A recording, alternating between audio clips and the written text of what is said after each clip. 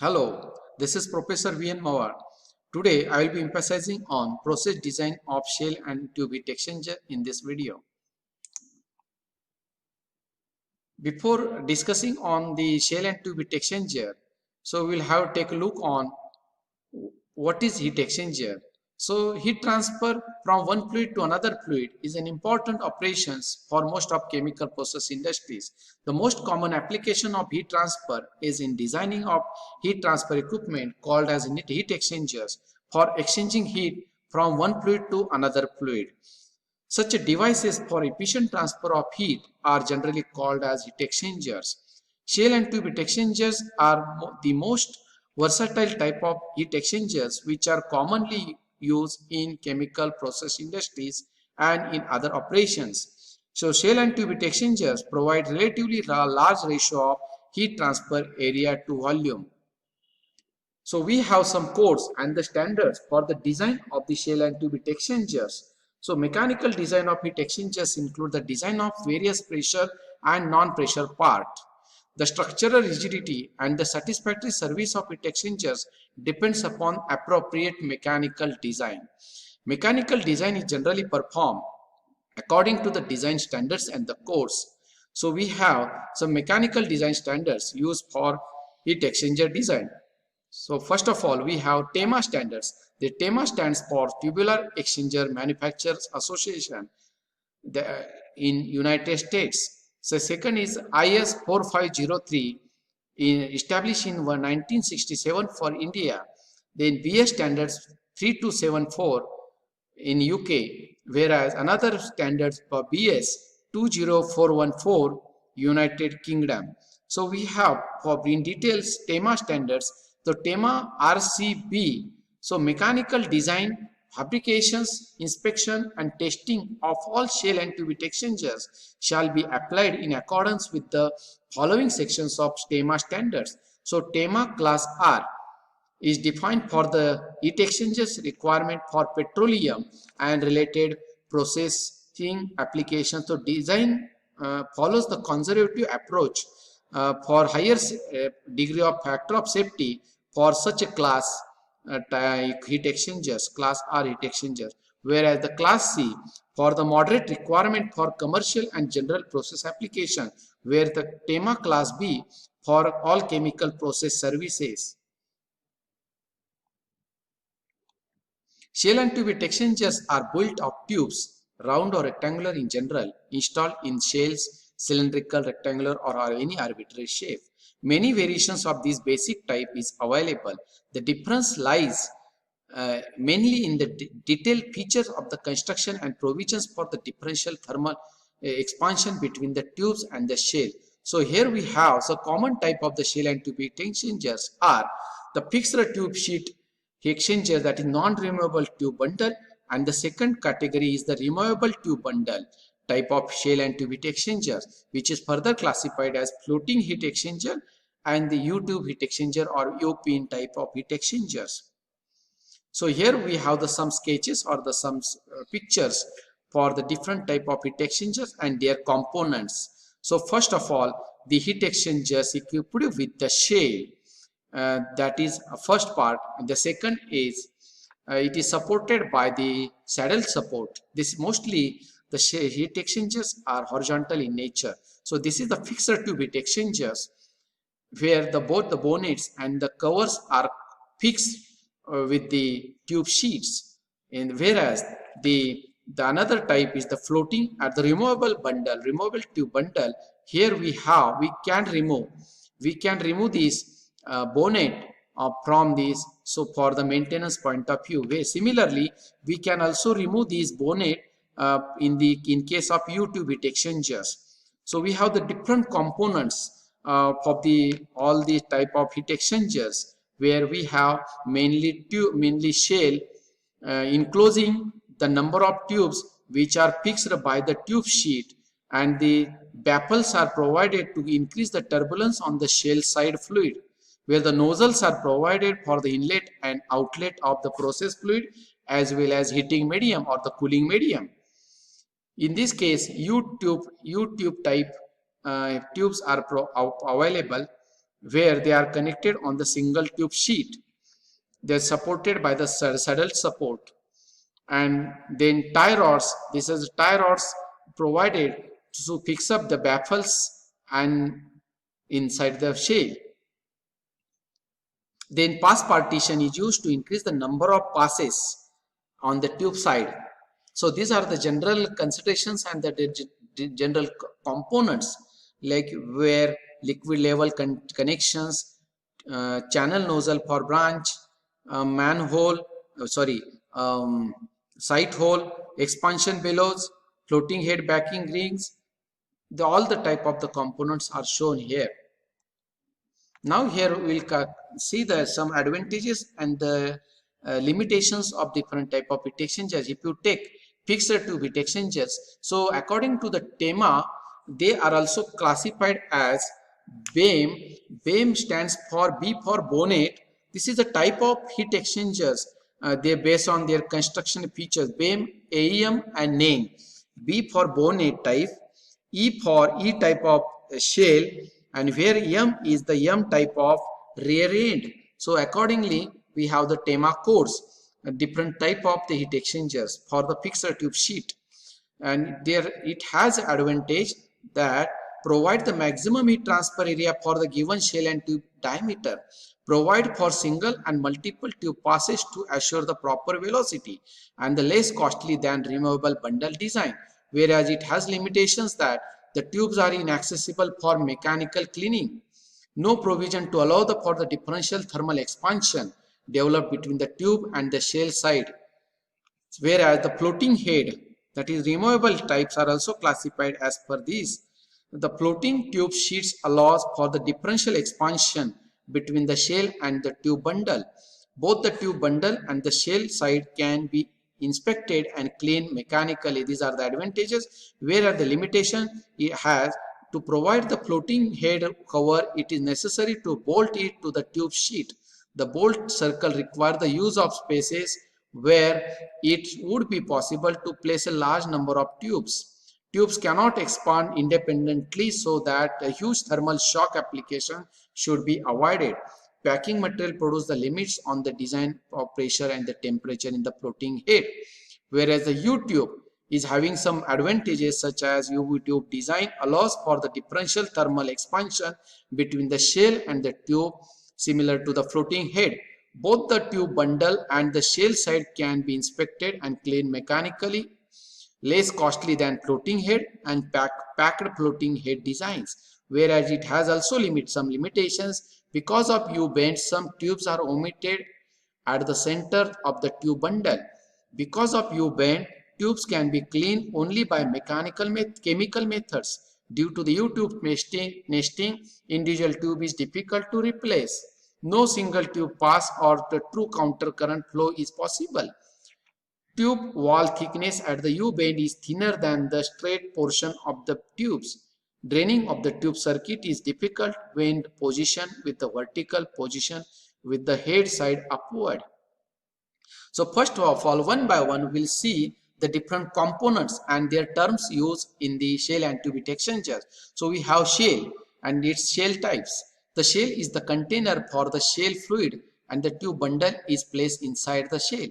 Shell diameter should be selected in such a way that so that it close fits to the tube bundle. The clearance between the tube bundle and inner shell wall depends upon the type of heat exchanger. Principally, the shell arrangements are indicated by the letters E, F, G, H, J, K and X type of heat exchangers. Shell. E shell is the most commonly used applications in the arrangement, whereas the two shell passes, F type, having the two shell passes, are occasionally used where the shell and the tube side temperature differences will be unsuitable for single pass. However, it is difficult to obtain the satisfactory seal with a shell side baffle, and the same flow arrangement can be achieved by using the two shells in series. The divided flow and the split flow arrangements like G and the J type are used to reduce the shell side pressure drop, whereas the pressure drop rather than heat transfer is the controlling factor in the design, whereas the K type, that is kettle type reboiler, is used for the particularly reboiler type. Based on this, pass partition plate are provided so as to increase the number of passes on the tube side. So here we have, depends upon the pass partition, two pass on the stationary head and the rear end. So first of all, the stationary end looks like this, where the rear end looks like this, where this is the front channel and this is the rear channel. In actual picture, we have this different type of the sections, like one, this is a front channel and this is a back channel, is also represented by this diagram. So we have some number of passes, 1, 2 shell and tube type, 2, 4 are very common in practice. Now the second part is the tubes. Tubes outer diameter of around 3 by 4 and 1 inch are common to design the compact heat exchanger. The most efficient condition of heat transfer is to have maximum number of tubes in the shell to increase the turbulence. The tube thickness should be enough to withstand the internal pressure along with adequate corrosion allowance. The tube thickness is expressed in terms of Birmingham wire gauge, that is BWG, and the true outside diameter OD. The tube length of around 6, 8, 12, 16, 20 and 20 feet are preferably used. Longer tube reduces the shell diameter at the expense of high shell pressure drop. Stainless steel, brass, copper, bronze and other alloys such as copper nickel are commonly used as a tube materials. The tube diameter or the bundle diameter will depend not only on the number of tubes but also on the number of tube passes, as the spaces must be left in the pattern of the tubes on the tube sheet to accommodate the pass partition plates. So the number of tubes can be reduced for the more pass partition. Next one concept is there, impingement plate. So impingement plate is used to protect the uppermost tubes located just below the shell side inlet nozzle against the direct impingement. When the fluid is introduced, it should first of all impact on the impingement plate and then will move slowly through the tubes. Such impingement can cause the erosion. The impingement can be avoided for the erosion, cavitations and vibrations. So there are the three types of the impingement plates, a circular, rectangular and maybe in the form of rods. Then the concept of tube pitch and tube layout, where a tube count. The tube pitch is the shortest center to center distance between the two adjacent tubes. The tubes are generally placed in a square or triangular pattern, but the triangular pattern is more common. The number of tubes that can be accommodated in a given shell ID is called tube count. The tube count depends upon the factors like shell ID, OD of the tube, tube pitch, tube layout, number of tube passes, type of heat exchangers and the design pressure. The recommended tube pitch is 1.25 times the tube outside diameter.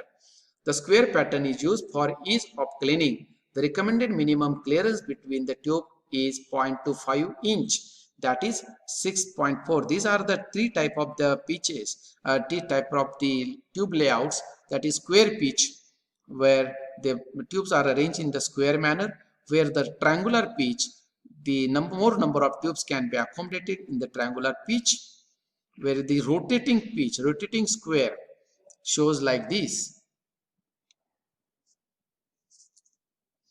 Tube passes. The number of passes is chosen to get the required tube side fluid velocity to obtain the greater heat transfer coefficient on the tube side and also to reduce the scale formation with increasing the turbulence inside the tubes. The tube passes vary from 1 to 16. The tube passes of 1, 2 and 4 are common in application. The partition built into the heat exchanger head known as the partition plate or pass partition is used to direct the tube side flow. So here we have this 1, 2 type of the shell and tube heat exchanger and 2, 4 pass heat exchangers shown here. So this is the shown for this increasing the number of passes.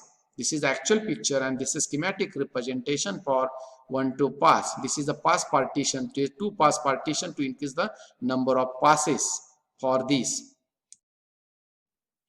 Important part of the shell and tube heat exchanger is a tube sheet. The tubes are fixed with the tube sheet that form the barrier between the tube and the shell fluids.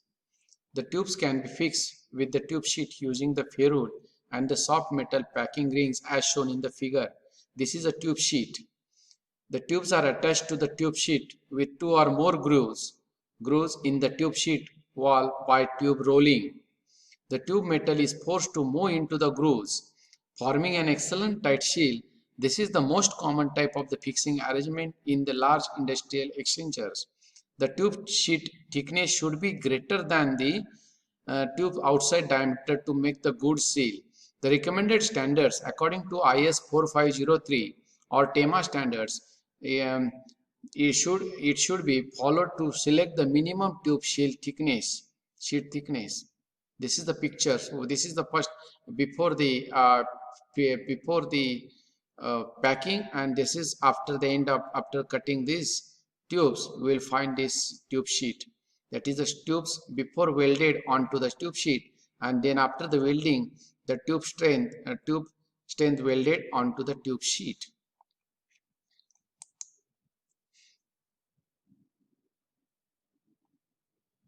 Now the baffles are used to increase the fluid velocity by diverting the flow across the tube bundles to obtain the high transfer coefficients.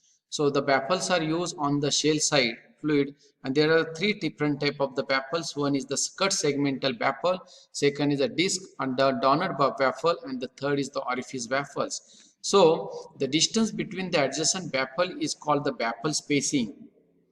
The baffle spacing up to 0.2 to 1 times of the inside shell diameter is commonly used. The baffles are held in position by means of the baffle spacers. Closed baffle spacing gives the better heat transfer coefficient on the shell side and because of higher turbulence. The pressure drop is also more with closed baffle spacing. In case of the cut segmental baffle, as shown in this case, a segmental called a baffle cut is removed to form the baffle expressed as the percentage of the baffle cut. Generally, baffle cuts of 15 to 45% are normally used. So this cut is around 15 to 45% to that of that diameter that or area that is used. A baffle cut of 20 to 25% provides the good heat transfer with reasonable pressure drop. The percentage cut of segmental baffle refers to the cut away height from its diameter. This cut away the height from its diameter. So the donut baffle is particular disc. Donut and disc are alternatively used. Here is the space for the discharging the liquid from this baffle, where the disc is the arrangement so that the liquid will flow like this. Alternate provision, and orifice baffles looks like this. Now one more concept of fouling factors that must be taken into considerations when designing the shell and tube heat exchangers. The most of the processes fluids in the heat exchangers form the scaling or cause the fall the heat transfer surface. The material deposited reduces the effective heat transfer rate due to relatively low thermal conductivity. Therefore, the net heat transfer with clean surface should be higher to compensate the reduction in the performance during the operations. Fouling of heat exchangers increases the cost of construction due to oversizing, additional energy due to poor per exchanger performance, as well as cleaning to remove the deposited materials. The effect of fouling is considered in heat exchangers designed by including the tube wall and the shell side fouling resistance. So here we have listed out the different type of the fluids and their coefficients along with the resistance. Resistance is expressed as the opposite to the heat transfer coefficient, that is a scaling factor or called as a fouling factor. So we have some examples, like you see that even the river water, the heat transfer coefficient in terms of thousands, whereas the resistance is 0.003. It's a less resistance as compared to your brine water or the sea water. See the comparison here. Now the second selection criteria for fluid allocation in the tube and the shell side.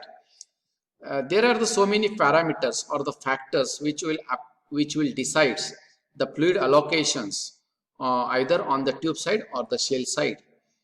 The first of all is the corrosion. The more corrosive fluids should be allocated to the tube side so that it is easier to replace the tubes. If the tubes are corroded and it is shell, replacement of the shell is not feasible because of the corrosion. Fouling, the fluid that has the great tendency to foul the heat transfer surfaces should be placed in the tube side so that this will give the better control over the design fluid velocity, and higher allowable velocity in the tubes will reduce the fouling, as well as the tubes will remain clean because of the high turbulence inside the tubes. Fluid temperatures. If the temperatures are high enough to require the use of the special alloys, placing the higher temperature fluid in the tubes will reduce the overall cost. And operating pressures, the higher pressure stream should be allocated to the tube side so as to increase the turbulence, and the high pressure tubes will be cheaper than the high pressure shell. So we can easily replace the tubes which are damaged due to the high pressure, but it is very difficult to construct the high pressure shell. It increases the cost of the shell also. Pressure drop. Fluid with the lowest allowable pressure drop should be allocated to the tube side. Viscosity. Generally, the higher heat transfer coefficient will be obtained by allocating the more viscous material to the shell side, providing the flow is turbulent. Then the final is the stream flow rates. Allocating the fluids with the lowest flow rate to the shell side will normally give the most economical design.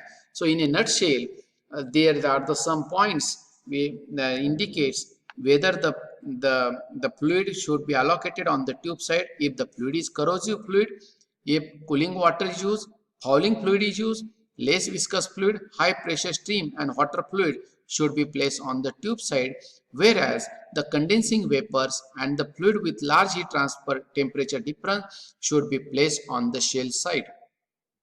Then thermal design considerations. The flow rates of both hot and the cold streams, their terminal temperature and the fluid properties are the primary inputs for the thermal design of heat exchangers.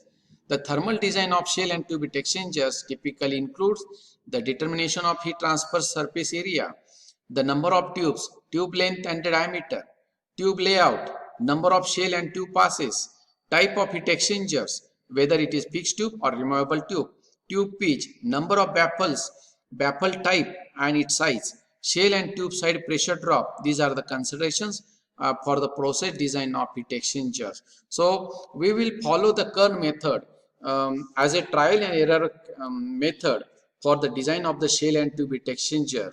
The main steps of the design in the Kern methods we'll be studying here one by one. The step 1, obtain the required thermophysical properties of hot and cold fluids at the calorific temperature or arithmetic mean temperature. So calculate these properties at the calorific temperature if the variation of viscosity with temperature is large. Second step is to perform the energy balance and find out the heat duty of the exchanger, that in terms of Q. Heat duty of heat exchanger for the single phase heat transfer can be determined by overall material energy balance, that is Q is equal to mCp delta T. So for the cold fluid as well as for hot fluid, and if there is a phase change, we should take into latent heat of vaporization. So the third step is to assume a reasonable value of overall heat transfer coefficient, U naught assume. So the graph will be used for the assumption of overall heat transfer coefficient. So the horizontal line gives you service fluid as a heating medium or the cooling medium, whereas the inclined line gives you the values or the type of the fluids that is process fluid on the process stream, and this line indicates the assumed value of heat estimated overall coefficient. So the straight line between the two type of the fluids, service and the process fluid, will give the direct value of the estimated overall heat transfer coefficient. Next is decide the tentative number of shell and the tube passes, NP. Determine LMTD and correction factor. We have this equation for LMTD calculation determinations. using the temperature, the terminal temperatures of the hot fluid and the cold fluid. The correction factor Ft is a function of the shell and the tube fluid temperature and the number of tubes and the shell passes. It is normally correlated as a function of the two-dimensional temperature ratios. That is R is a capacity ratio, is the ratio of this T1 minus T2 upon T2 minus T1. That is the temperature difference of the hot fluid to the temperature difference for the cold fluid. And this is showing the thermal efficiency. S stands for thermal efficiency of the heat exchanger, T2 minus T1 upon T1 minus T1. So by calculating, substituting this for one shell and the two tube side exchanger, tube heat exchanger, we can determine the correction factor. The value of Ft should be greater than 0.75 for steady operation of the exchanger. Otherwise, it is required to increase the number of passes to obtain the higher. So Ft this is Ft is the correction factor for LMTD. And if it is direct double pipe heat exchanger, this Ft is equal to 1. Now the step 5, calculate the heat transfer area required. By using these equations, by using heat duty and LMTD correction factor and assumed overall heat transfer coefficient, we can determine the heat transfer area required. Sixth step is to select the tube material, decide the tube diameter, its wall thickness in terms of BWG, that is Birmingham wire gauge, and the tube length. Calculate the number of tubes required to provide the heat transfer area using this equation. Surface area, heat transfer area divided by the surface area of single tube gives you number of tubes. Calculate the tube side fluid velocity by this equation. If the velocity is less than 1 meter per second, fix the NP so that Reynolds number should be greater than 10 or equal to 10 raised to 4. So 7th step is decide the type of shell and tube heat exchangers. Select the tube pitch, and next step is whether it is a triangular pitch or right angle or square pitch. Step 8 is determine the inside shell diameter ds that can accommodate the calculated number of tubes based on the bundle diameter and clearance required.